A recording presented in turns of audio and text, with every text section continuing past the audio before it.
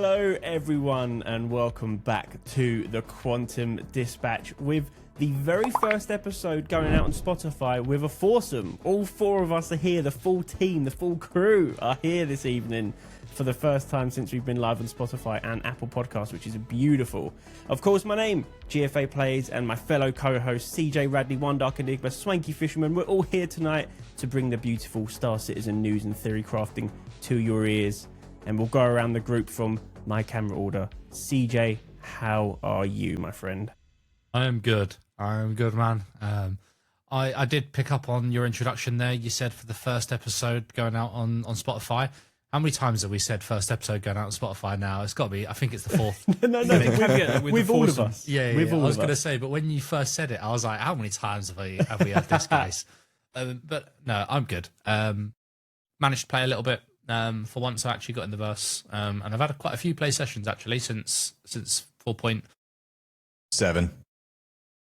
3.24.4.7.1, whatever it is now. It's a radio station, isn't it? Yeah, exactly. yeah. It's like an IP address, and yeah. So I've had a few play sessions. Holby, pretty exquisite. I'm a MISC sort of like anti-MISC person. Convert to the whole B. So yeah, I'm hoping they go back and tweak the A and maybe not the C because it needs to look like a penis, like your lights behind you, your hex lights. But maybe they tweak the hull A to give it that same sort of design language because it doesn't really follow. Good things for things like the Endeavour and the Odyssey. If they follow this design language, they might actually be really nice looking ships. But enough from me. Who's next on your camera order? It is OneDark Enigma. No, we can skip that one. All right, and Swanky.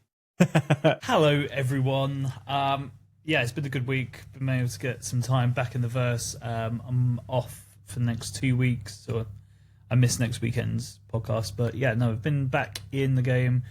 Been playing, doing some mining, helping others get around, and just getting back to the basics because everyone's like dusting off the knowledge and how do I mine and what do I do, and yeah, it's been fun. We've actually like pulled out the moles and taken them out into the verse.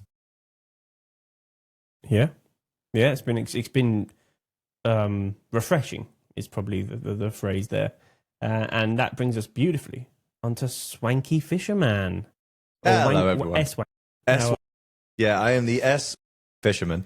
Yeah, it's been a good week. Ramping up towards baby arriving. So it has been the never-ending list of jobs and getting the house ready for when little one arrives. As you can see, the reason for the blur being so strong is because of all the stuff piled behind me that we're still trying to sort out.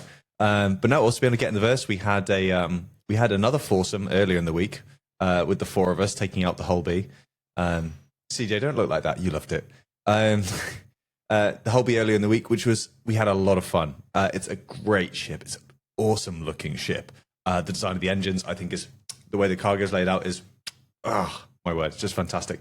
And yeah, similarly to OneDark and CJ, I've been getting a few more sessions in as well. It's been really nice to see everyone go, oh my word, crafting's here. Let's go right back to basics. How do you mine again?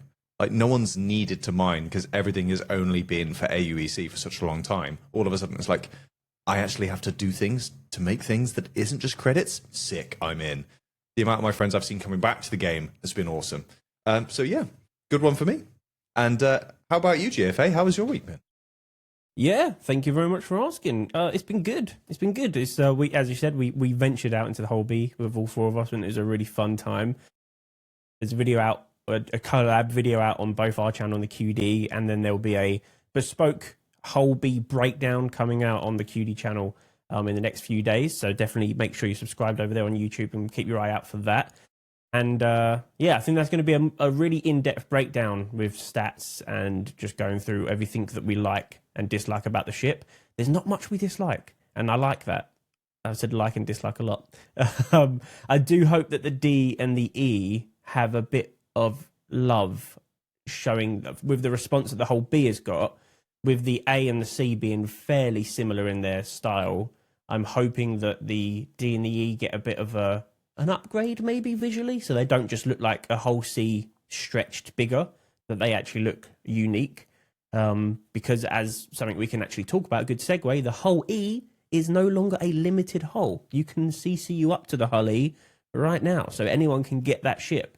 Whereas before it was limited, right? So that's a big change, and they didn't really say anything about that. It just kind of happened. It was just a bit of a silent killer. How do you guys feel about that? About those limited hulls no longer being limited?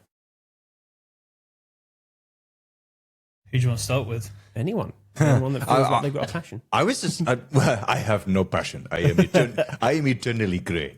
No, I don't know. I kind of like it because I feel like the Hull series, although the Hull E is meant to be obviously big bada boom, you know what I mean? But still, it's just doesn't feel like to me a special enough ship to lock it behind a barrier. You know, like I wouldn't say a Hull E and think of it at the same level as an Idris or a Javelin or a Kraken or even I say a Pioneer. I'd probably say a Pioneer should be behind that more than the Hull E is. You know, the Pioneer, for example, because that's not CCUable. From what I'm thinking, the Pioneer isn't. No, it's not. You can't CCU to a Pioneer. Yeah, absolutely. You know, I don't see it being as the same level as something like a Pioneer or those ships. So I don't know. I'm all for it. I'm gonna go against you there. Okay. And Devil's Advocates should be. No, I like it. We need advocates for the devil. Wait. But the Hull E is the creme de la creme of cargo hauling. So if your top of that career loop is locked behind something, so your Idris, for example, is capital, is big, it's massive. The same as the Battlecruiser and the Javelin, they're all going to be limited. And they should be limited because of it's not even the end game. It's like past the end game of what we're looking at, like in the grand scheme of it. And I feel like the Hull E is end game for cargo hauling. Like it's the top of the top. Like you shouldn't see them everywhere. And what I fear now, going later on into the verse, and it's absolutely fine. Like people can do this, but I feel like we're going to see a lot of Hull E's that aren't heavily laden. We're going to see amounts of cargo that could quite easily fit on like a Hull C, and that's all they're going to be traveling around with them when they shouldn't. They should be using a Hull C instead, like a tool fit for the job. But now people are going to go, oh, I've got a Hull C, but if I get a Hull E, I can do everything a Hull C can and more. So they'll upgrade now from their Hull C, which if you look at the chains for it, the CCU chain, you can do with $200. You can do that jump from 550 up to, well, it's 500 actually for the C, isn't it? So 250 up to 750, and you might as well lock that price in now because it will be going up. Quite substantially. Yeah. Do you reckon it'll be like Polaris price point? It'll come in just under that 1,000 to stop it being to mean it's still giftable, or do you think it'll go over? I think it should be. I think it should go over because you've got 500 for the C, bearing in mind the amount of cargo it takes, and then you multiply that by a factor of 3, I think it is, to the whole D. I don't know what the Nerf SU cargo amounts were, but they did bring it down quite considerably. But the whole D should sort of fall into the region of 750, and then the Hull E should then probably get a 200, maybe more increase on top of that, because again, it's by a factor of a multiplicative factor of whatever. I don't know the stats off the top of my head, but there should be a massive price difference, because otherwise everyone's just going to go and grab a fucking Hull E and then pull their 128 SCUs worth of cargo mission around on this huge behemoth of a ship when they should be using a Hull B or a Hull C instead. They've got one Atlas, a personal crate, and they're going to do bunker missions with a Hull E. Just like, I put it on the spindle, and then I also the size of those things, like how big that thing's going to be. I mean, I guess maybe the front and the back don't need to be too different, but for the amount of cargo, it's going to have to be something pretty chunky. Well, it doesn't have to land, because they've stated now, obviously the Hull B is the largest ship that can land with cargo. So the Hull C can't, the Hull D can't, and the Hull E can't. And in space, you don't need to worry about, you need to worry about your initial acceleration, because obviously you need the momentum to move cargo. And I know we're going like full sim here, which is not what Star Citizen is, it's an arcade game. And all you need to do is be able to move that cargo. You could use the exact same amount of thrusters that's on the whole sea. Yeah, you would accelerate to that speed slower, and you would decelerate slower. But once you've got it moving, an object in motion stays in motion. If it doesn't have forces acting against it, so it doesn't need to be any different to a whole sea. It should, but anyway, I've already used my word limit for the day. No, I feel you though. I do get what you're saying. Like, if there's the way they can get around it with some of the combat ships is like you kind of have to upgrade the ships before they become as good as they can be. So like the Hornet F7A Mark II, for example, one of the best fighters in the game right now, and probably will be even upon release with 1.0. But the base model that we purchase with our real money is kind of going to be worthless. Like it's going to be good, but it's not going to be anywhere near as good as it could be if you craft all of your own shield components, shield generator power plants for the pips and your own weapons. And so putting effort into upgrading that will make it 10 times better. As we've seen with crafting with weapons, craft a gun, it is exponentially better than the base version of the gun. Ships will be the same, and that's kind of the upgrade gameplay that everyone will be grinding out for and mining and stuff. So that works with combat. But when you come to something like a whole series ship, the spindles are the spindles. The cargo capacity is the cargo capacity. Yes, you could upgrade the engines and the power plant and stuff to make it a bit more responsive in flight. But outside of that, it will do what it can do from the base model. So I do actually kind of agree with you. The Hull E, I don't think should ever have been sold. And it kind of makes me want them to make a whole F, which is silly, but something that's bigger that you can't buy would be nice to see. Because, as you say, what's the point of, especially with cargo ships, what's the point of letting people buy it? Because then if you give people the option for such a small increase in financial investment, people will do it. People will melt ships like I have. I have a CCU to a Hull E just because I had a Hull D and it wasn't that big of a jump. So I know it's like we shoot ourselves in the foot, but you're right. I don't want to see loads of Hull E's flying around. The flip side is it's going to be harder and expensive to run them. Yeah, the running cost will be high on a Hull E. It does make me wonder as well with something like, unless you're a really committed cargo hauler, how many people? Because I'd say for like the average player who wants just a jack of all trades fleet, kind of a bit like how I am. Do you really want to have committed so much of your resources to something that big? Like, I think it's only going to be a ship for those who are really wanting it, and maybe that's a reason why they've done it, because not enough people are buying it. That actually, if they make the CCUs available for it, more people will end up having it, whereas at the moment people are going, well, I like cargo, but let's face it, I'm not going to be shipping that much, so I'll go for a Hull D, or I'll go for a something smaller, or I'll go for a Raylan, because I don't need several thousand, or I'll go for an Ironclad, which can fit 1,500 SUs of cargo in it. CJ with his Chad face. True, but think about all the things you can put on the Hull E's spindles. You could land so many ships on there. If you can land ships on there, on a Hull E. Yeah, dude. If you can have it as a mobile launch platform, like, then fine. Yeah, I'll get a Hull E. But we should be able to, because they already did leak. Well, I know this was time ago, but one of the OG concepts for the whole series was it could fit ships on it. And there's a scene where there's an arrow physically bound to the grid. So mobile carrier? Yeah, pocket carrier. I know Hyperion's in chat and he loves the term big pocket. It's a big pocket. It's a big peen. What do you think about that, Pete? I personally think we will see ships attached into cargo grids, and if that happens, you could transport a whole bunch of ships on a Hull E. It could be interesting for sure. It could be like a used ship salesman. You just attach all these ships to it, just going across. Scooter. Get your ships, get your ships. Across. Yeah. And we're going down scooters. I don't disagree with anything what you were saying, really, but I do want to take it back to one of the first points, which was CJ saying that Hull E is going to be super expensive. But are we still remembering that the Hull D and E both are receiving huge nerfs to the CCU, SCU capacity of those ships? I don't feel like we're going to see a single digit difference. No, but the Polaris didn't get the price. The Polaris didn't get a nerf or a buff, and it still went up by $200 odd. Went up. So concept ships are concept ships. They're still going to get the same price inflation. Yeah, they'll go and up. Where whole Cs are now at $500, they have to go up. They have to move. There is no choice. The D will be 700 and the E will go 900. I think. That's I think like Polaris price point. That's what I think. Yeah. They won't go over the £1,000 because anything over 1,000 is ungiftable, isn't it? Yes. Yeah. That's not their.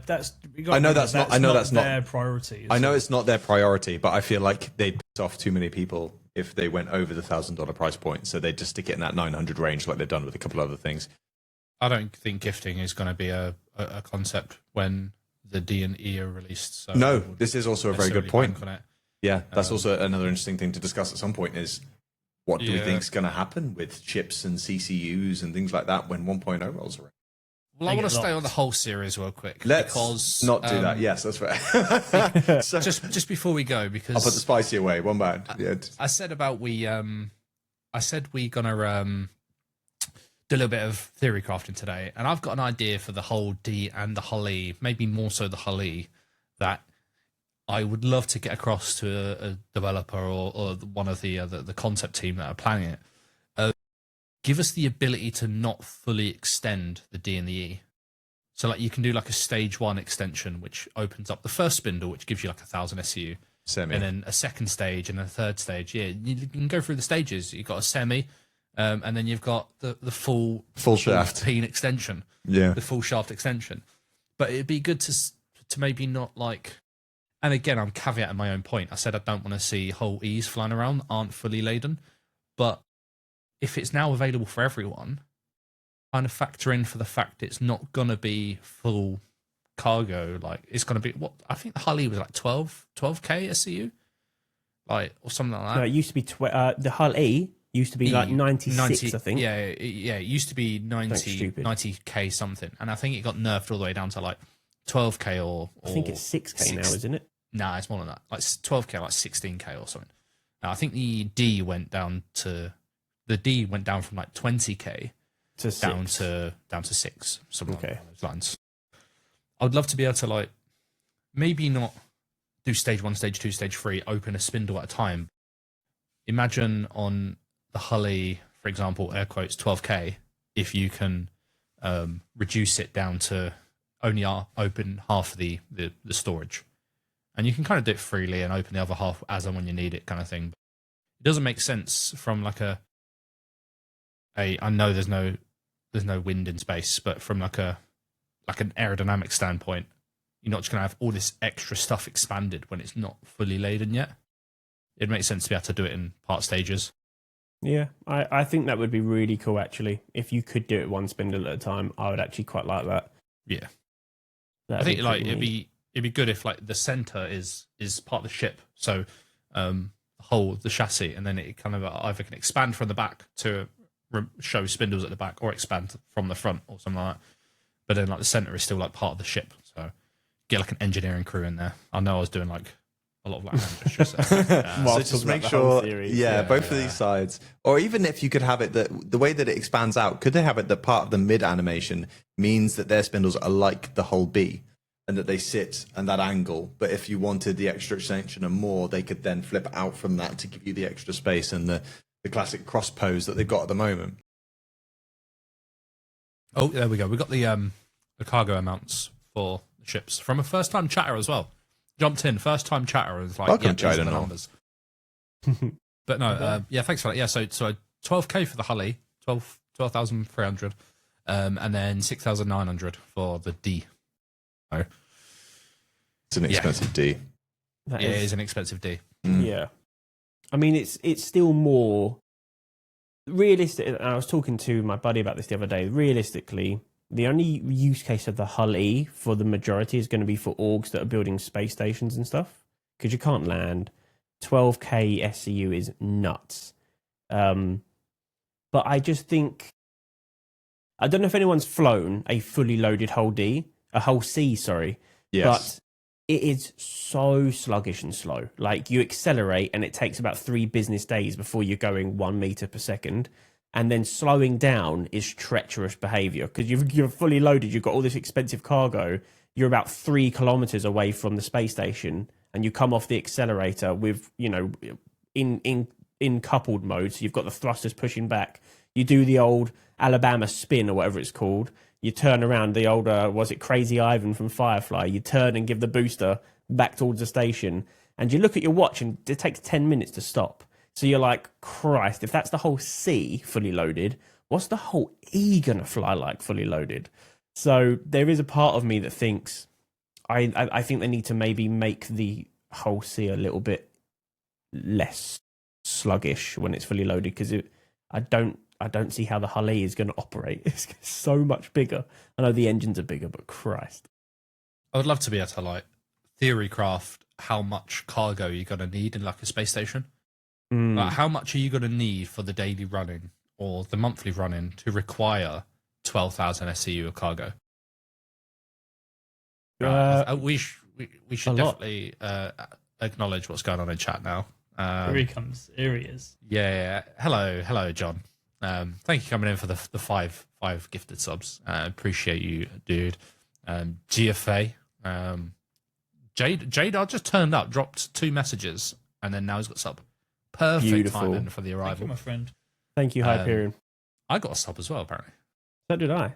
I thought I was already subbed to the channel, but double sub take now. money out of your pocket and put it back into your pocket. Yeah, I'm claiming this on expense. I'll get it back. But yeah, no. Thanks in chat. We also had another sub from Tidal Lord. We did. Thank you, Tidal Lord, for subscribing with Prime, and Hyperion with 5 tier 1 gift subs to CJ. Yeah, thank you, everyone. Thanks for the support over on Twitch. Thank you. GFA plays China Nor. Right, I'm going to interject before he carries on. I'll turn the spicy off. It just imagine 12k SCU. Like, what are you building? I know we're going to be building Bengals in our space stations. Well, I'm not. My son probably will be. But like, what do you need 12k SCU for? That's a lot of stuff. Base building. So, yeah. It's going to be crazy. Like, you're going to want to carry the bulk of everything across systems, like as one. You're going to want like the suite with you. You're going to want your defense. You're going to want all of that with you as you travel. Imagine losing that in the jump gate, though. Just or in a glitch, a bug. Yeah, just to or pirating. Like, or pirating, yeah. But the pirating is fine by me, which is what that should be a risk. You've got unprotected cargo. You need a combat ship to escort you around. But yeah, it's 12,000 SCU. How much? I just don't even know how much of an investment that would be. Is there going to be missions that support that? Are there going to be Hully specific missions?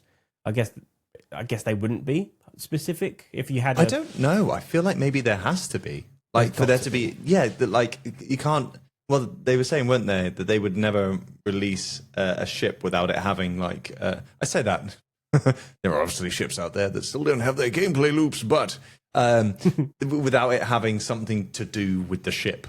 So surely, but even then, who has 12, like, what station or what place has 12,000 SEU of something just sitting there ready to go? Like, it's got to be something huge, you know?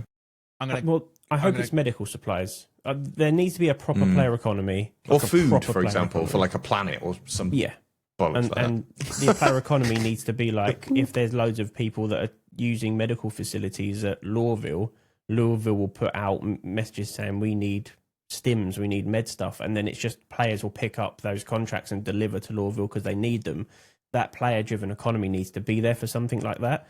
And 12,000 SCU, would probably supply a lot of medical pens. But you think the amount of thousands of players playing the game, it wouldn't last that long. So and cruise bottles, man. That's where the real money is going to be made. I think Total Geezer said it in chat. There's going to be 12,000 SU of cruise bottles delivered every hour to stations. I think some guys there just. I think people that are going to be utilizing the whole series, the whole D and the whole E, aren't necessarily going to be within the org. So, like, the org leader isn't going to go, right, we need to move all this stuff. I think it's going to be a case of player-to-player trading. So big orgs aren't going to want to waste their time hauling big lumps of cargo around. And personally, I would much rather have it outsourced to a transportation org, and have them move the cargo to my location. But I can't remember what it was. So I filled up a whole sea, and it cost me millions to fill up a whole sea, and I filled it up with waste. The cheapest SCU item in the game, and I filled it up with waste, and it still cost millions. So, I mean, the whole E, if you're taking a number of, and as Screamer said, it's not going to be a singular commodity. It's not going to be like 12k worth of gold. It'd be like a K worth of gold, 2k worth of whatever, all the different things, and what you need to craft whatever it's going to be. So you can probably look into the billions, I think, for the cost to transport these big lumps of cargo around the verse. But I don't think it should be a mission. 10 Polaris rocket torps. Yeah. I don't think it should be a mission. I think it should all be player-to-player trading. I think that's what they hopefully want it to be eventually. I mean, Screamer just said big mining orgs will hire big hauling orgs, which, I expanded saying if you've got, the Pioneer is going to be able to land on a planet and then mine a resource below the surface. If you've got a big mining base going on, they're going to need people to transfer those resources. If you don't want to do it, if you're there looking after the base, if maybe you don't have enough people, you're going to want to hire someone. And if you have a major mining operation, you're going to need something big to shift that. And maybe it's either a percentage or just a flat fee. Hopefully that's what it is. Yeah, there will be missions, but there are missions now that are kind of whole sea specific. But you can do them in other ships, like the whole sea. There's missions where you have to transport a couple of thousand SCU from one space station to another, and some of them are intergalactic or whatever they are. You have to go through the wormhole and whatnot.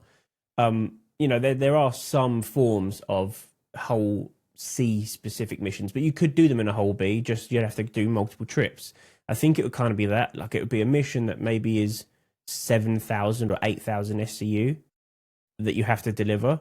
You can do it in one run with a Hully, which is 60-70% loaded, or you could do it in 2 runs with the whole D or 3 runs of the whole C. And I kind of think that's how it will be done, or multiple ships when you can share those missions out.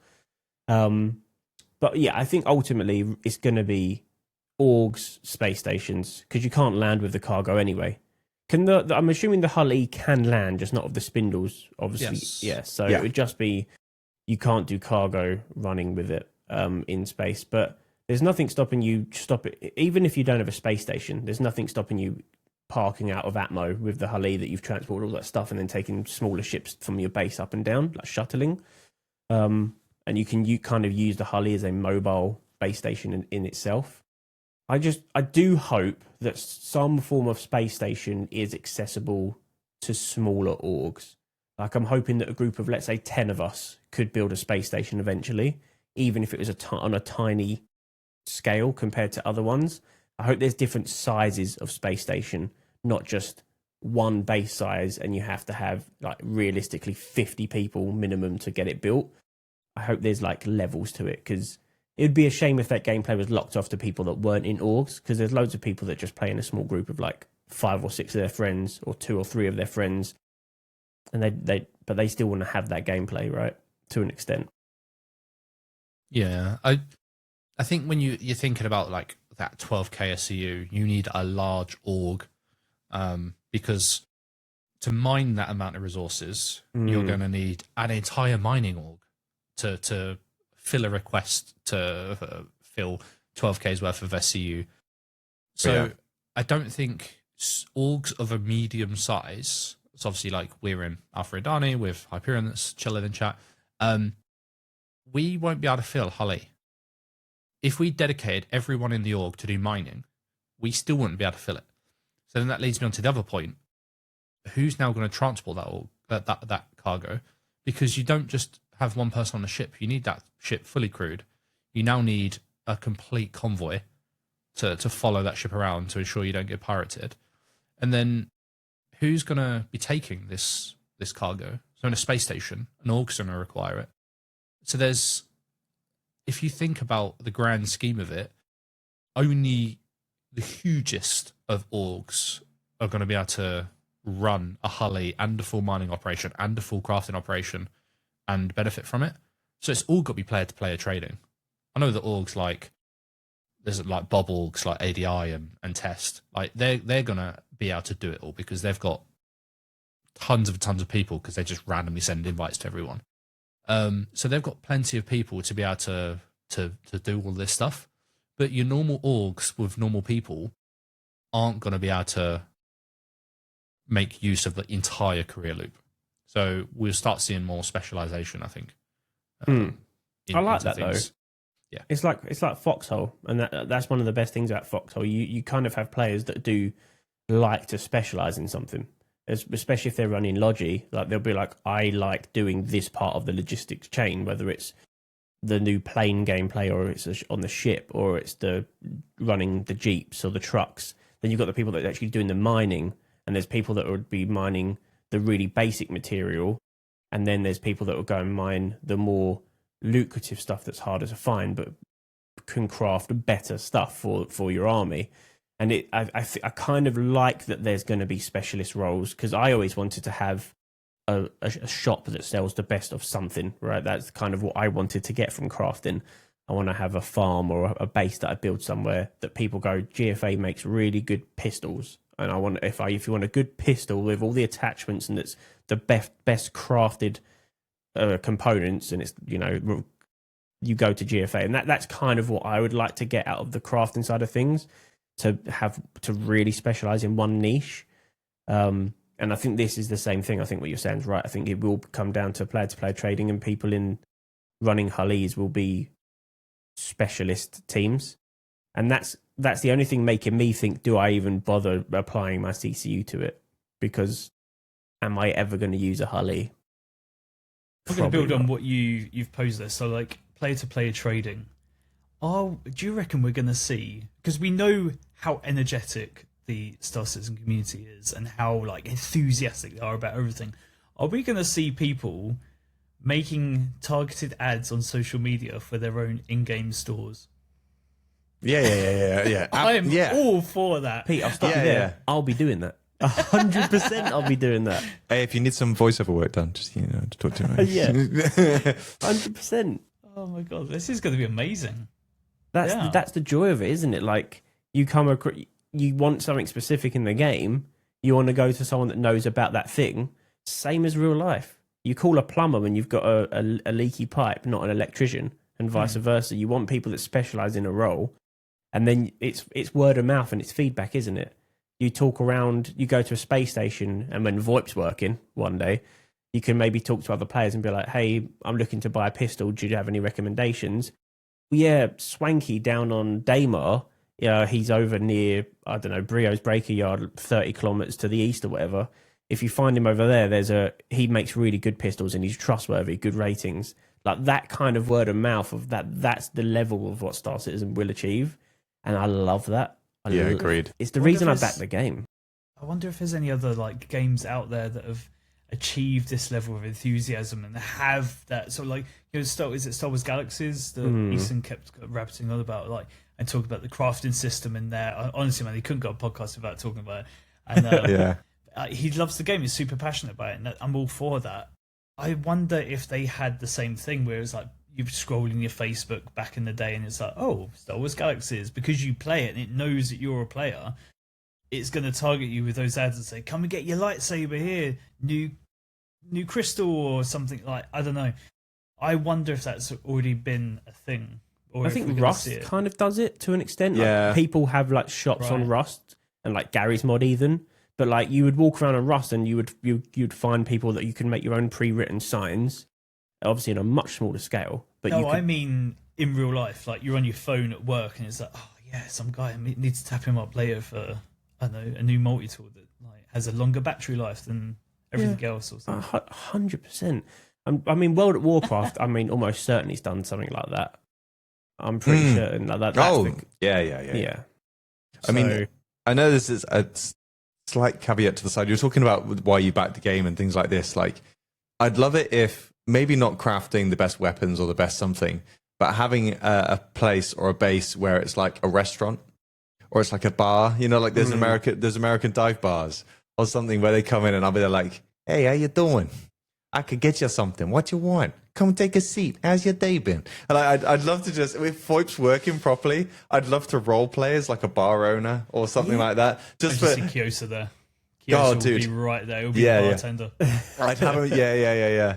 That would just be the sickest thing. Like if VoIP working correctly, if you could create something like that, and it's like a safe, secure location, people could come chill, hang out. It could be a role player's heaven. Like with base building and having your own places and your own, like especially because they showed off that high tower, didn't they? Could you imagine like a fat bird machinima with that high tower in play? Like the big bad boss is up there giving his monologue, looking out over there as something comes in, something epic's happening in the background, or like in Star Wars when you've got the Emperor sat there and the Imperial fleet and the Rebel fleet are fighting in the background. You just sat there in that high tower and it's like, you think your friends are here to save you? They're all going to die. Give in to the dark side of the Force. Dude, it's gonna be sick. Anyway, that's my segue. But we'll go just on that topic though, like talking about like owning a restaurant or a bar. I want to plant the seed into Chris Roberts' head if he hasn't already thought about this, and I'm sure he has. But off the back of playing ridiculous amounts of Crimson Desert, because it is an unbelievable game at the moment, I'm loving it. But obviously, it's taking inspiration from other games like Zelda with like the food. And the point that I'm trying to get across is like I'm hoping there is. You can make food with different resources, whether it's from a different animal or a different fruit in the world or whatever, and you cook it in a certain way, and you cure your meats, whatever you have to do. But you can make food that gives you certain benefits to your character, right? Like temperature resistance or more, I don't know, has more G tolerance, whatever it can be. These little increases to your abilities in the game. It could be that you don't need to eat or drink for a longer amount of time, or sustenance, right? Yeah. All these little things. If you had people that specialize in that, you could then have a restaurant of like you turn up and it's like, oh yeah, make sure to get this. Make sure to go to this person who's made this food. He hasn't shared his recipe with anyone, so only he knows how to make this exact stuff. Yeah. And you have to go and visit them to get these stats increased, and that would be really cool. Obviously it'd be temporary, right? But that would be really, really cool. The Wagyu the GFA does on Daymar is just simply sublime. I couldn't find it anywhere else. So we know this guy already. Yeah. We know this dude. So, like, when you were talking about this a minute ago, and you're saying, "Oh, you want to have like a bar and something," straight away my head went to like Mos Eisley, and it's like, well, that was where you wanted to go. So, say for instance, you've got your patch of land on Microtech or Daymar or wherever, and you have a farm in your sort of thing with having the restaurant. So you need the food to be able to have it. Yeah. So what if you have your plot of land, but you select like a local office, like a local area, which gets clustered with loads of other players in the local point of interest. So if you've got like your plot of land in that area, you automatically get a little hovel or area in that central location, which grows with the player base. So you do have Mos Eisley, but you actually have your farm outside, like a community village. Yeah, you're automatically allocated an area, which then players can come. This is so sick. I like just literally right. You come and land in your Mos Eisley area, and then straight away next to yours, you've got someone else that sells something else, which they do, and their org is like they can have a shop or they get an allocated. Yeah. And you can go and use their kiosk and go and buy stuff, and transport it around on foot. Like it brings in like little UTV style vehicles. That would be so sick. Well, and then you don't have to have so much of the hard work put into it in having to go online and having to make connections and finding out that GFA has got a farm that's all the way out there, but you have to travel all the way out there when actually I'm in Mos Eisley and I can go just 2 doors down and it's GFA's like kiosk area, and you can choose from what he's got in his inventory of what he's got up for sale. Well, on that topic, even if that side of it isn't as integrated as, or isn't as possible to be as integrated as we'd like, it could be something even more simple of an org want to build a location that is like a big mall, like a big food court. So an org go and build this base, and then they sell plots to other players to come and sell their stuff. So like they go, right, maybe for like a monthly amount, like a rounded subscription. So like you pay 1 million UEC a month, and then you get a plot of this popular location that players come to buy their stuff, and you can sell your goods on our plot, but you pay this monthly fee to be there, like any other like market. So you'd have a player-created marketplace, people that are big enough to build it, make sure it's secure, have security, have turrets and stuff, and then it's just like Tatooine or whatever. It's just like this marketplace. You just land, there's a little bar there, but there's people selling their individual little stands of whatever they want to sell, and mate, this is the kind of stuff that I really, really hope becomes reality within Star Citizen. Dude, I can't wait for one day. It's like we're at the Quantum Dispatch. That could be the name. Yeah. The Quantum Dispatch Market. The Quantum Dispatch. And that's it here. You want to buy some death sticks? You don't want to sell me death sticks. I don't want to sell you death sticks. Like, you want to go home and rethink your life. But imagine if just like us landing, getting out and walking through like a busy marketplace to get to our headquarters, the other side of the market, and things like this. And we're talking in game, and we stop halfway to pick up something on the side, and they're like, "Hey, OneDark, thanks for the plot. I got some extra sales this week." And you're like, "Yeah, no worries, man. Don't worry. Remember to pay on time." Like, and then you've got security forces that you hire, but then they've talked about like bounty hunting eventually being on planets as well as in space. So eventually then you've got someone there who's a bounty for someone. And, you know, as you're walking through, something will naturally happen as like someone comes past and takes someone down, puts them in cuffs and walks them away.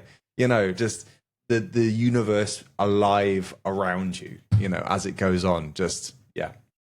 Ashes' creation were heading in this sort of direction. They wanted to make it so that if you were doing missions in a particular area, it would enrich that area.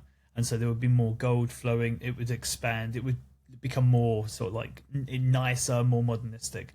But there is some back-end developer who's going to come across this and start like getting his mates to downvote it because he's like, I'm not putting the work and effort into this. It is crazy amounts of coding. But the holistic side of this is how positive that experience would be of just going for a walk around points of interest, finding out who's there, who's physically there, like what they're selling, making friends, making connections. That's what this game's about, really, isn't it? And man, I'd be all for that. That'd be so cool. CIG would have to put a lot of work into making like those bubbles that are, you know, like the high sec bubbles that you can't nuke it from orbit and stuff. Yeah. Because there's always going to be people that exist in this game like Griefernet that would try and ruin that. Like if there was a market, they would just try and drop bomb after bomb on it to try and destroy it. Obviously, like the market needs to have security and needs to have players that will defend it, and like that is part of the gameplay, right? Is you have a security team. And people that go there would be like, be careful of the bandits that are lurking outside that want to ruin everyone's day. Like, I think it would be really cool. But there's also levels that people in Griefernet would probably cheese it and try and bring a bomb in the back of a Pisces and run it into the market. So like, there's always CIG do need to put like measures in place to stop stuff like that from happening, which I know they're very aware of that situation. So we'll see how it goes in the future. But yeah, man, Star Citizen does have these kind of like these moments of like incredible potential, and I just think base building is going to be such a huge moment, and farming, which I think brings us perfectly, guys, onto talking about things like the next ships and things that might be coming out, and maybe what we've just seen with the UTV. I think it was yourself, Swanky, when the UTV. When we took it out in the video we just did. And I was like, what's the purpose of this? Why is it here? And I think you said base building. Yeah, something like base building and crafting, because I think with the crafting machines, you can either load it by having in your local inventory or by putting one SCU of something into it, like a one SCU container. So I think the UTV has come out at a perfect time of if you just need a certain amount of something, that specific, it's almost as if it's perfectly matched for going in your crafting thing. If, for example, you've taken it and you set up a little random homestead somewhere with your crafting machine, you can get the one SEU or something you need, take it over, pop it in. But with base building, it's going to be like that. And then also with, isn't it the distribution centers? There's going to be missions there, or there's supposed to be missions there. I don't know if there is already because I haven't been to one in God knows how long. No, CJ's confirming there isn't. He was like, yes, there are centers. No, there isn't missions. Where you're supposed to be able to take one SEU or many SEUs of something from one part of the station to another part of the station. Yeah. Because they want local missions. So I think it's all a precursor for base building, really, because that's going to be, you need one SCU of something over there to build that thing, take it over with the UTV, instead of literally tractor beaming it and just... Yeah, it gets painful. So what you're saying is the UTV is just a worse mole. Not mole, mule. Mule. Yes. Because a mule takes 2 SCUs of cargo when it gets its... It takes 2 people. Tractor. It doesn't matter. You can take 2 SCUs worth of cargo, and if you're just a Chad, stand on one of the boxes, then it's... and then you can take... Of course, yeah. 6... mule is also bigger. Spike makes a great point. It takes 6... What? 6 Not everyone has a big boxes. one, okay? You've got to make the most of what you've got, all right? Yeah, I mean... And it's Drake, exactly. More reason to have it. But yeah, those missions, the distro missions, are making me really happy for when the mule does get its front magnetized forks working, because then you'll be able to move a box, pick it up from the front, and then you eat one with the bum of the mule, because you drive over it and then it can snap on and then you can drive off. And if you've got the CSU boxes, you can throw them on the side. I want like a big flatbed where you can put like 20 SCU on the back and it's just a big flatbed truck. Where's that? I want that. I would love to see that. I would love to see roads, you know, when they populate planets with like everything. And I would love to see roads between the main outposts and cities that you can drive. Roads have been confirmed. Yeah. Yes. But and it's one of those where like the Ironclad, you can just throw 1,000 SU of cargo into an Ironclad. But you can go and get a Scania and just drive it there. And it's going to take 5 times as long. But it's just... But you get to go on a road trip. You know? Road trip, baby. Road trip. Well, that's the thing, isn't it? With the change to points of interest and POIs at 2024 SitCon, they were talking about how all of a sudden there's going to be hundreds, if not thousands, of points of interest, all with their own unique needs and things. And depending on where they are, it's all going to change. I imagine that will probably come in with Genesis. I'm guessing because there's no point putting it in there now and then having to change it when Genesis arrives. That's the reason why I think everything on planets is still so janky, like bunkers and the other little points of interest. I think they will all change and be massively different when Genesis comes in, which hopefully some point this year.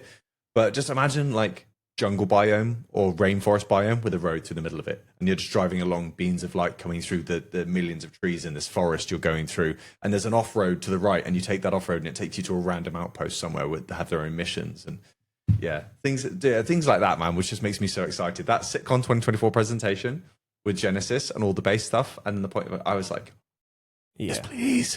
Yeah, and we need AI. Like, we need AI living in the universe, doing stuff. Yes. So we need to make it feel lived in. I know they want the players to fulfill that role. Yeah, not standing on benches, just T-posing. And like we have seen ships landing at stations now. Yes, AI we have. Ships. Mm-hmm. We've seen. I've definitely seen an increase in like AI backup, cutlasses arriving with AI shootings, like people jumping off the back and actually engaging in combat, like AI backup. So. But the AI are doing more, and that's really cool to see.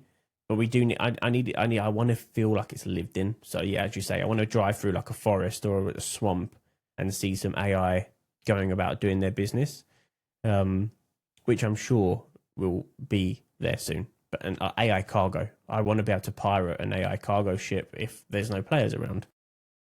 So there's so much. I'm in cuffs and then push them out the airlock door. Maybe. You need to walk the plank. Yeah. It's going to be great. But the more we look at this, the further away it is, right? Like 1.0 is genuinely still like 5 years away. But yeah. I don't mind that. Yeah. Considering the amount of things that they wanted to have ready for 1.0, it's a while. It's going to be a while. So I'm always the kind of person, it's going to be like years and years and years away kind of thing. But I'm going to caveat that with once Starchitect and Genesis are running, we're going to see systems appear like quickly. Yeah, I reckon there'll be point patches where they just throw another system in. Like Castro will just appear. Yeah. So like Castro is going to be a big one. But when you go down the road of once we've got Stanton Pyro, Nyx, Castra, and Terra, Terra, once we've got those, I expect them by that point to have Genesis sort of like nipped and Starkitect nipped and all of these Maelstrom flight. Yeah, so the finalized. I say finalized. Their version of flight systems. But more so the things that are delaying us currently. So the reason why we ain't getting planets and star systems is because there's no point. They don't want to make these planets and star systems because they don't have Genesis. They don't have Starkitect and stuff like that.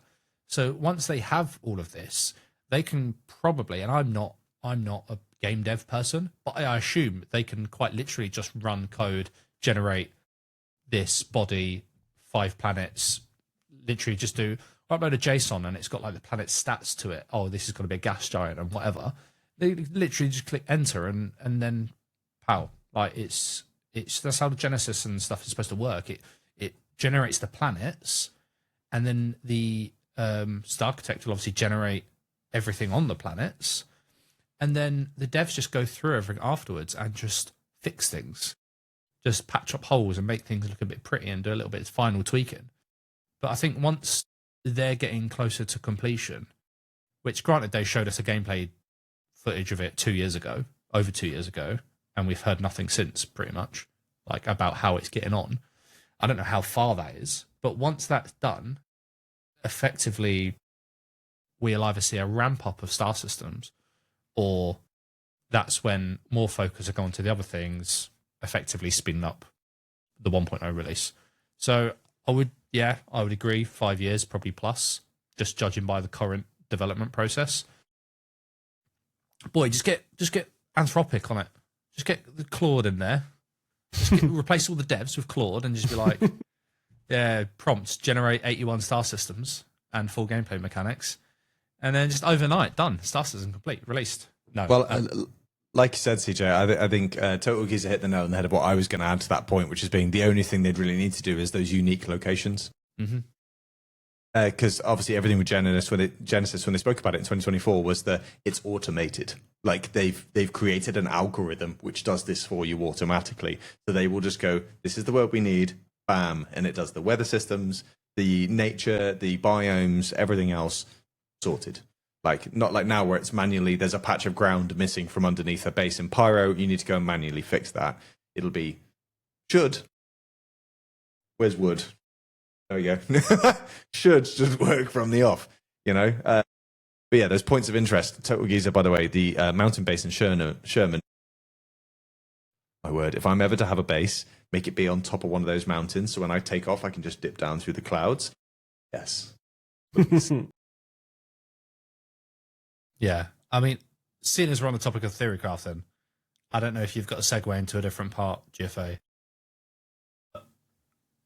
Let's look at what we've got coming up in the more short term. Because as we know, I don't know if you've got the sneak peek picture up. GFA. I do, yeah. But we shall be expecting Ironclad. And I'm going to say Ironclad because I don't know whether it means Ironclads.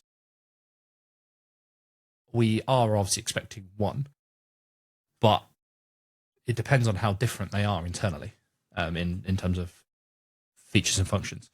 But that is the command module. Whether that is from the Caterpillar or the Ironclad shouldn't really make a difference because it's supposed to be effectively the same thing. Same command module. So once that command module's done, there should really be no restrictions or what's it called when a feature isn't ready, they can't release it. Like, the only thing I can think is the Assault has a repair bay for ground vehicles. I can imagine. With 4.8, I would literally have this up before just to double check. With 4.8, you are getting refueling, docking, and repairing features. But yeah, implementing service gameplay updates that draw from resources stored in your ship's cargo grid to refueling, repair, and restock.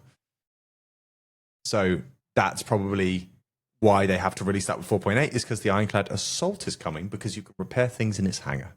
Yeah. So there's no blockers. So Ironclads, I mean, I'm going to be excited. Like, and forgive me for the Gen Z speak, but I'm gooning to the Ironclad. Ironclads. Oh no. They're going to be so good, and they're going to be multi-purpose. Yeah, they are. Me and OneDark are going to be flying around ArtCorp, picking up all the C8 Pisces dash tutorials. Like, we're just going to be going nom. And then hold them ransom until they join. Yeah. So join Alpha Eridani. Yeah, if you don't, we're never letting you out of here alive. It's when Alpha Eridani doubles in player cap overnight. And then Hyperion's just like, what is going on here? On their application thing, it's like, why are you joining the org? I had to. They wouldn't let me leave, but I managed to join the game. But then that obviously brings in another huge cargo hauler as well, because the cargo capacity on the Ironclad is pretty beefy. 1.5K in it. Yeah, so it's quite a chunky amount of cargo for a relatively small crewed ship. Sunroof, internal turret systems as well, I think, for the assault. The base is replaced with a tractor beam module, I believe, but the assault has an internal turret, which I'm hoping is a PDC. So rather than a player controlled turret, it just auto shoots people that aren't in parties. I was going to say, let's just make sure they get that right, unlike the Polaris was when it first came out, where it just yeets everyone. But then obviously vehicle repair module on the inside. That's going to be huge. It's big considering what you think else it releases, because that releases the Vulcan, that releases the Crucible to an extent, that releases you name it. That's also work for the Kraken as well. I was going to say, they're also working on the Kraken, aren't they, at the moment? Yeah. So the Kraken has an internal vehicle repair bay for the Dragonflies. Maybe only limited to Dragonflies, but we don't know yet. So, yeah, it's going to release a lot of stuff. I'm excited for it. Ironclad is going to be a game changer for a lot of people. Is that the last Drake concept ship, the Kraken? After the Ironclads are out? Ironclads, yes. Ooh. Yeah, I think so. Ironclads, Kraken. Drake signed, sealed, delivered. Because they said no more concept ships. There'll be some more secret drops and releases, like they want, like the UTV. There'll be some, I'm sure there'll be some other new ships that will come out that will just be either Mark IIs, that I do expect we'll get like an Avenger Mark II or something, because I did that video recently, the Aurora versus the Avenger, and the Avenger is so dated, I think it will get a gold pass and hopefully a Mark II. Yeah. Because the Avenger's like a beloved ship, so I'm sure we'll see some of those that are like just drops randomly. But also I'm sure there'll be some brand new ships that they don't even concept, they'll just go like, bosh, here it is, right?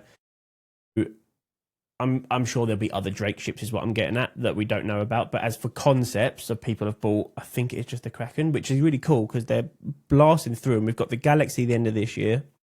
Yes. I don't know who at CIG I need to speak to about getting the Odyssey done, but honestly, I will take them all out for a seafood dinner and never call them again if they can just get that Odyssey done. Like, just get that Odyssey. I want that ship in the game. Misk was getting loads of love. They're doing all the big ships, right? Like, the Misk was getting loads of love, all the whole series stuff. And they were like, oh, yeah, we're working our way through, like, one manufacturer at the time. Obviously, RSI's had so much love recently. I just want that Odyssey so bad. Well, if because they've changed slightly the design language for the Hull B, what if that's a precursor for them then moving on to potentially looking at the Odyssey? Because they've changed the design language. Yeah. Oh man, I'd love to see it. I was just sprinkling some hopium on you there for a second, so I thought I see an opportunity here. But... I get why. There's no point, because exploration is the last gameplay loop that will make it into the game. The very last one. So any exploration ship currently as well. Yeah, I get it, right? Refinery and everything like that. So there's no point. Yeah, there's no point of putting it in the game yet. It'll be one of the last ships we see, but I'm disappointed. I just can't wait for that ship. It's the new carrick for me, man. I'm excited for it. Do you think, talking about gold passes and reworks with the Connies, do you think they'll gold pass them, or do you think they'll Mark II? Maybe not all, obviously not all of them, because there's quite a few of them. Do you think they'll maybe gold pass and then do a Connie Mark II? They'll definitely gold pass, won't they? They've got to, right? They're going to gold pass everything. They have to gold pass everything by 1.0. Yeah. Probably that and the Freelancer. Yeah. Do you know what I mean? Freelancer like all those old school ships. I don't own a Freelancer, and I will never own a Freelancer.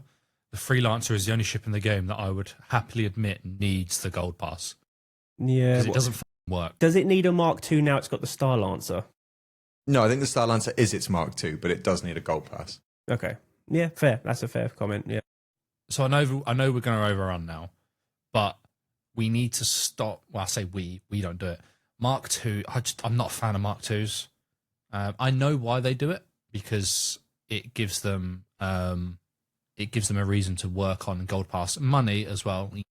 But also they're not going to go back and work for free on a freelancer, because who else is going to buy freelancer? They might sell some more, but people already own them, so they're not making money off of them. They might, but then also the Star Lancer exists, so why would you buy a freelancer mark other than just nostalgia? Exactly. But on the other hand, they promise ships with functionality. They need to make them work. They have to gold pass them. Morally, they have to gold pass them. They will. They will, won't they? Yeah. Nothing. They're not going to leave a ship just to die. Like all the old ships, they'll get their love for 1.0 or after, but they'll get their love eventually, so that people that own them can use them with the up to date mechanics of the game, like external components and all that stuff. Because without that, there's no crafting, right? Like you have to be able to craft stuff and put it on the ship. Piracy. So many ships need that gold pass, so we will see that on everything. It's just, as you say, priority is going to be selling new stuff to keep funding the game. It will be the Mark IIs, it will be the redesigns, it will be the new ships, unfortunately, for the people that own the older ships, which is pretty much everyone at this point, really, unless you're brand new to the game and you've just picked up like an Aurora Mark II or something. It's a shame. What a downgrade. If you've just got onto the game, you picked up an Aurora Mark II, and you're like, oh, this thing's sick. And then the next ship you go and buy, you're like, oh, yeah, freelancer, because I want to pull more cargo. And you're fucking back into the 1970s. You're playing the original Tomb Raider all of a sudden. You've gone from high fidelity to, what the is this? Yeah, that's a very You've got good your point. ship speaking to you in a luscious tone, and all of a sudden you get in the fucking freelancer, and all we can hear is dial-up. In 2955, by the way. It's a really good point, actually. Like that upgrade, or even a cutlass, like the old cutlass. There's so many ships that need the love. And I think that I agree with you in many ways, CJ. The Mark IIs annoyed me because I would want to see the gold pass before a Mark II, like 100% of the time. I want to see the gold pass there, where it's completely polished and ready for the current gameplay with the current mechanics before we see a Mark II. But because of business, it's just never going to really work that way, unfortunately. I mean, to be fair, the Aurora did have that, right? They gold passed the Aurora Mark I, then we got the Mark II. The only other ship we've really had a Mark II, Star Lancer, which, as you say, technically wasn't a Mark II, but it was, and they didn't touch the Freelancer. That was criminal.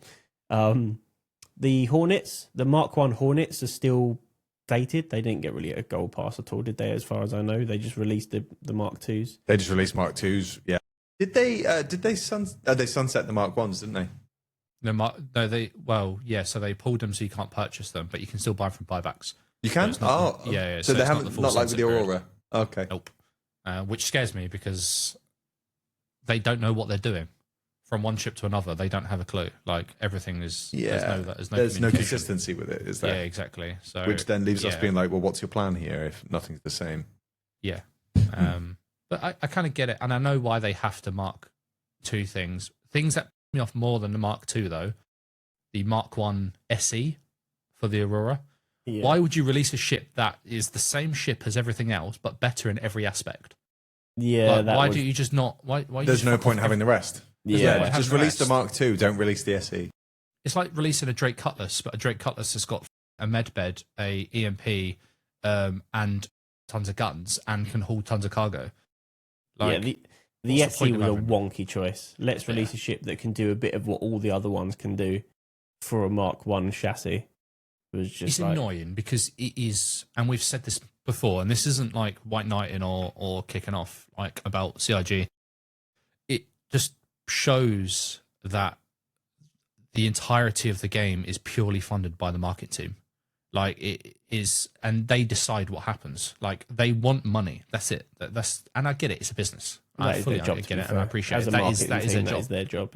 Yeah. But there should not be Mark IIs unless it requires it because they're dated and like really just don't fit. Like the Mark I, the reason the Mark I Hornets got updated to the Mark II Hornets because components didn't fit. Yeah, there's no space on them. They couldn't make it work. Yeah. But like, yeah. So then, obviously, I can understand those getting the Mark IIs. But then certain things like the Aurora, getting the Mark IIs, cool, all right, sweet. Maybe the components didn't fit, but then why release an SE that null and voids all of the other Mark I's that have been around since day one? It's people that have bought 4 different variants of the Aurora so they can do all the cargo loops. They've just been picked on by CRG because now they've released one that does everything. Yeah, there's nothing wrong with your sentiment, but I mean, if you go to the CCU game website and open up the funding tracker, you will see that in the first 3 months of this year, they did better than last year. And that's the problem. The marketing, not even barely a third through the month, and last we're already year was on the best par with year. the end of last month. And yeah, last year was outstandingly the best year. And this year will trend with the same, with the Galaxy coming out as well and all their modules. It's going to and the go Ironclad's through the being roof. released. But that's the thing. The marketing team are so like predatory in their way they work, but the backers are also they're part of the problem as well. The backers, we are the problem. We are the issue. We are the problem. Because every time they release a ship, it's opening the wallet every time. It's not even that. It's contactless at this point. How many times have you bought like an LTI token? Or how many times have you bought CCU so you can sell them later? Or how many times have you bought the new ship because you're really excited because it does something kind of cool and new that's the flavour of the month? And then next month they'll do it again. Like the whole B right now. The whole B's great. I think it's amazing. But I own a Raylan. I don't own a whole B. I own a Raylan. As soon as the Raylan's out, that's going to be flavour of the month. And people will be banging about how cool that is. And that's going to have more cargo than the whole B does because they're upscaling the cargo of the Raylan that already has 400 and something. So it's going to definitely go over the 512 of the whole B. So then it'll be more unique than the whole B, won't it? Like, yeah, exactly. We've already seen a Hull A, we've already seen a Hull C. A Raylan's going to be something completely different. I've always said I want an alien ship on my fleet, so yeah. Yeah. The CIG marketing team and funding the way it works is all about FOMO and flavour of the month. It's the rule of cool, what's new, what's hip, what's everyone talking about. Then following month it will happen again. But the beauty of it is they don't have to offer CCUs, trade ups, melting, store credit. They don't have to do that. The fact that they do is very nice because you can just melt your ship and buy the new one if you want. I know war bonds a thing, but whatever. Like you can just melt your ship, you can just CCU, you can. So that freedom is amazing, and I think that's the thing. The sunsetting of the older ships is the thing I don't like because that's what's kept, I think, CIG in most people's good books with stuff like this and the predatory marketing, which I completely understand. They have to make money. It's a crowdfunded game. The CCUs help that. So I don't know. I'm a bit conflicted with it. I completely see where you're coming from. Part of me thinks they've got to make their money. Let them do it. Otherwise the game doesn't get finished. And the other part of me is like, I wish someone else would be making decisions rather than marketing, because it's very clear that marketing drive 90% of ship decisions. So, also, can I just say, as a slight caveat from when we have just, thank you very much, everyone. We have just passed over 750 followers. Hey. So that's 3/4 of a way. 751 to be precise. But yes, over 3/4 of the way towards 1,000 followers on Twitch, which is you know what that no means? If every one of you gave me £1, I can buy a Hull A. Don't do it. He's not going to buy a Heli. No. He's not going to. It's going to go on Drake ships. Two Ironclads. Yeah, he's going to buy Drake ships. Don't do it. Ironclads, by the way. Yeah, 2 more. Yeah, on top of the 5 that he already owns. Like, just don't. That's the thing. Back it off, like, mate. Yeah, you're the problem as well. You've bought Ironclads. We're all the problem. But mine is CCU'd. At this point, we've all got. We are the problem. We've all got more money than sense when it comes to this game, and all we can do is hope that they deliver on their own goals, which they want to do more than anyone. Like, we want the game to be the game, but no one is as passionate and wants it to succeed as much as people like Chris Roberts, Jared, it's the CIG team that are there. It's just a job to them, right? But if they didn't believe in the project, they would just get a new job. Like, at the end of the day, they love what they're doing and they want it to be as good as much as we want it to be good.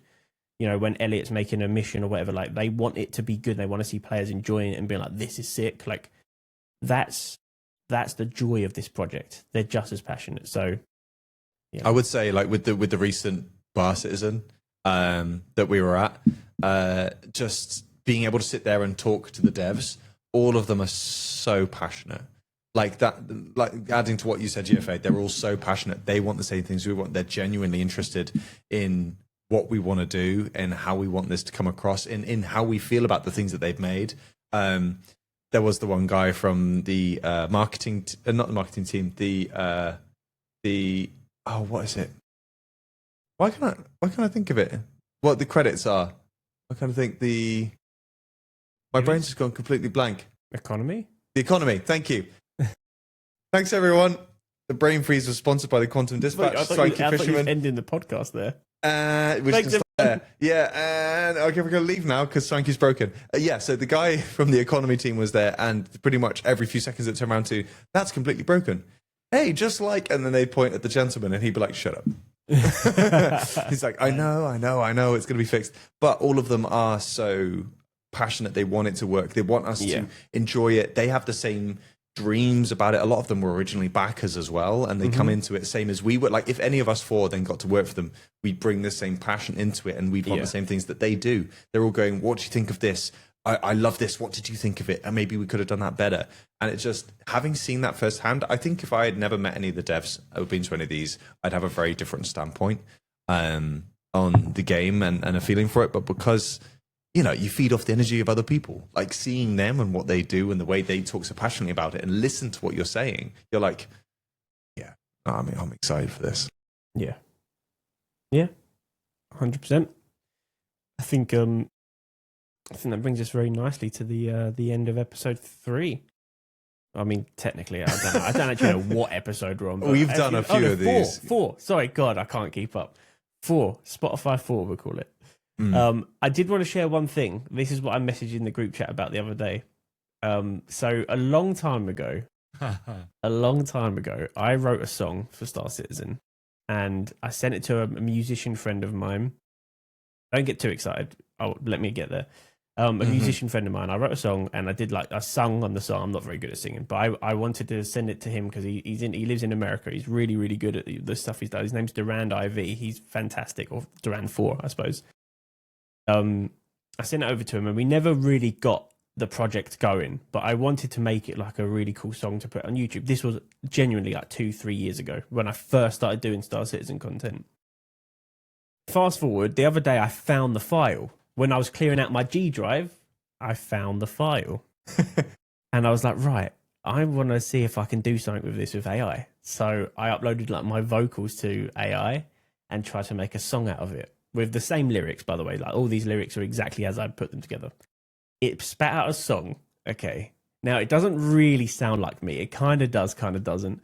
But it spat out the most like Mary Poppins level of like song, and I wanted to share it with you guys. Yes, so it's only 2 minutes long. Oh my god! Enjoy this. It's called "Feeling Kind of Lonely."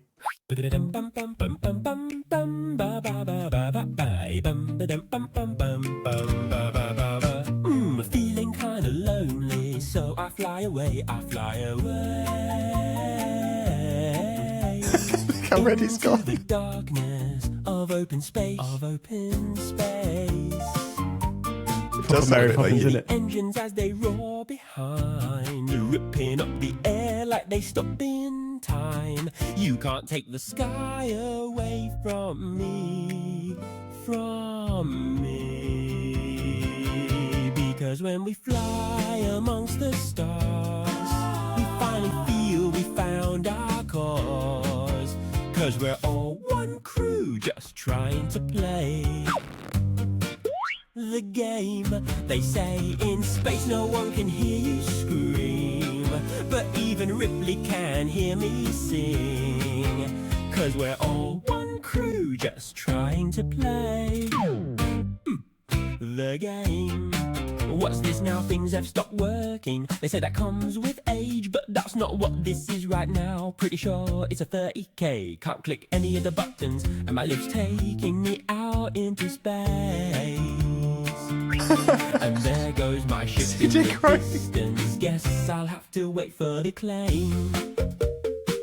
People are always asking why I put myself through this pain, and I simply show them the beauty of this game. Even when a wipe makes you start again, there's nothing like Star Citizen. Because when we fly amongst the stars, we found our cause.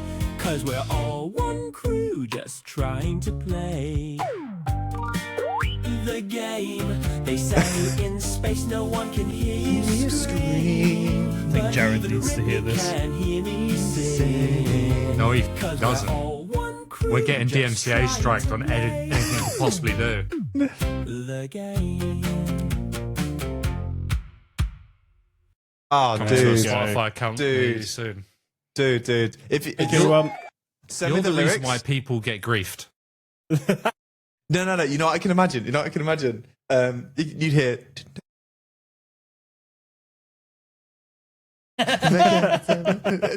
You know the hammerhead from the Scottish Boys thing. Cameron I can Dancer. play the game. It was the fact that it took my voice, but then made it really Cockney, like Mary Poppins. Like it was so funny, and I had to share it. I also made a drill version, which I'll share with you guys privately because it is not as good. But that one it really took me by surprise, and it was so funny. And I thought Swanky's gonna love this. So You know what we need to do? We need to upload all four of our voices and make a barbershop quartet version of it with the four of us. Yeah, done. No. Everyone, right? No. let you down. Let's not do AI though. Let's do a genuine production. Dude, Okay. I'd be for it. Yeah. If there's I'll anyone do a out drill there that section can as do well. music production, Yeah, hit yeah. us up when we'll write something, sing something, and we'll make a song properly that isn't AI. Because and I'm sounds like stuck rubbish. here in a server error, and my cargo keeps floating away. Ba-doom-ba. It would be so good. Dude, Oh, yeah. That does sound like a fun weekend. At one point during that, I looked at the chat and I saw someone say "my ears." Then I saw someone say "I low-key like it," and then I just looked up and saw CJ with his head in his hands. CJ was actually crying at some There point was during tears. that. There was And a tear. GFA also, I ate a plum tomato that was less red than your head was earlier mate. for my dinner. It's still red. I'm sweating. I'm perspirating in embarrassment. But I was like, I need to share it. So is this getting uploaded as a single? We can upload To it. Spotify? Do we need The first QD single? AI it? I mean, We need to actually probably sing it. need to redo it, and I'll okay. sing it because that. Yeah, I mean, the voice in that, like. I can come in for the Proper chorus Mary if you want. Poppins. No one can hear me scream. Whoa, whoa! Like it was proper Cockney. Like the chimney sweep. Yeah. Yeah. All right. Well, yeah. We've got Quantum Dispatch events. We've got Quantum Dispatch podcast, and we've got Quantum Dispatch production studio. And Quantum on. Dispatch World Tour coming 2027. Yeah. Tickets are flying off already. Make sure you catch them. God damn, no. that's amazing. I need. I'm glad. I you need to go liked to it. bed. That was too much. Same. All right, everyone. Thank you ever so much for watching. We have been the Quantum Yes, thank you, everyone. Dispatch. Another wonderful episode 4. We'll see you next week for episode 5. Hopefully some more news comes out, another sneak peek, and some more news around the Ironclad. But until next time, I've been GFA Plays.